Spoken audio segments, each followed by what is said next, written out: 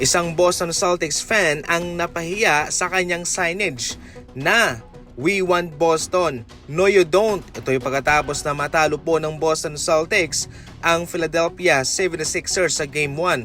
Kaya yan sa ngayon ang kanyang signage sa Game 2. Pero malaking sorpresa po ang ibinigay nitong 76ers sa pangunguna ng kanilang rookie si VGH Combi, mga idol. Grabe, imagine, rookie ang mangunguna sa Sixers para matalo itong Boston Celtics. Meron siyang 30 points, 10 rebounds, 2 assists. Samantalang si Maxey naman 29 points, 4 rebounds, and 9 assists. Ito po naging dahilan kung bakit natalo po itong Boston Celtics.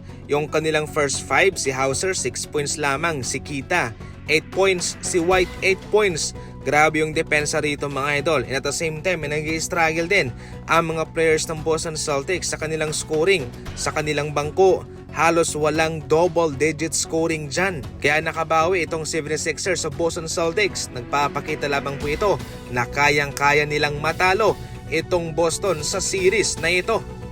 1-1 na nga rin po, mga idol, ang Portland Trail Blazers at ang San Antonio Spurs.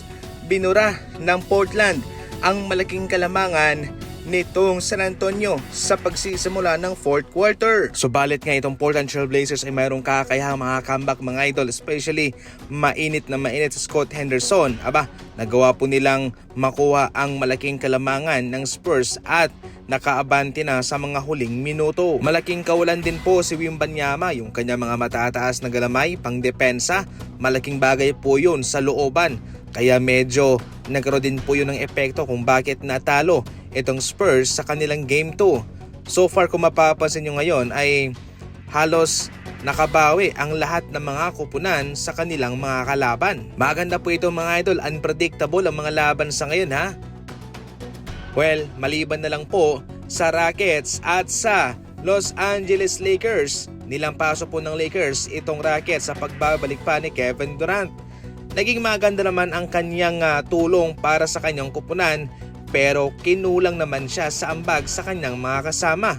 Kinulang sa backup, kinulang sa bangko. Samantalang sa Los Angeles Lakers, consistent sa kanilang mga kontribusyon ang kanilang mga kasama, especially sa pamamagitan pa ng facilitating power nitong si LeBron James. Kaya kanila pong nagawang maipanalo ito, madepensahan yung kanilang bahay, mga idol. Sabi pa nga nila ay matatalo nga raw ang Lakers sa labang ito.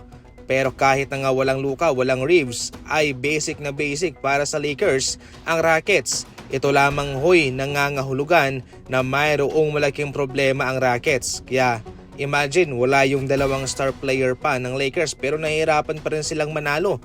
Imagine kung kumpleto ang Lakers, nako, matatambakan talaga palagi itong Rockets.